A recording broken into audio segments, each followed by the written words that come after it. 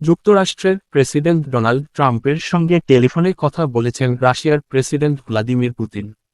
এই টেলিফোন আলাপে তিনি ইরান সংঘাত নিয়ে কথা বলেন। পুতিন যুদ্ধ দ্রুত শেষ করতে তিনি কিছু প্রস্তাব দিয়েছেন।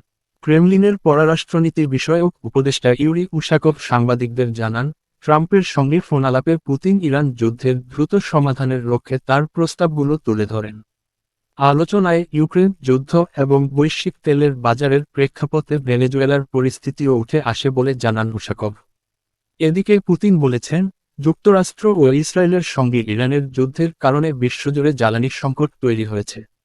ক্রেমলিনে এক বৈঠকে তিনি সতর্ক করে বলেন, হরমুজ প্রণালী দিয়ে তেল পরিবহন শিগগিরই পুরোপুরি বন্ধ হয়ে যেতে পারে।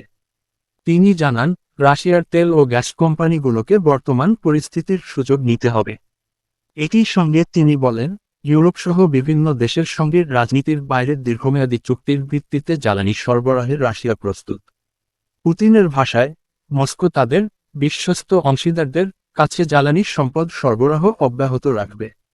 রাশিয়া বর্তমানে বিশ্বের দ্বিতীয় বৃহত্তম তেল রপ্তানিকারক দেশ এবং প্রাকৃতিক গ্যাসের সবচেয়ে বড় মজুদ রয়েছে দেশটিতে।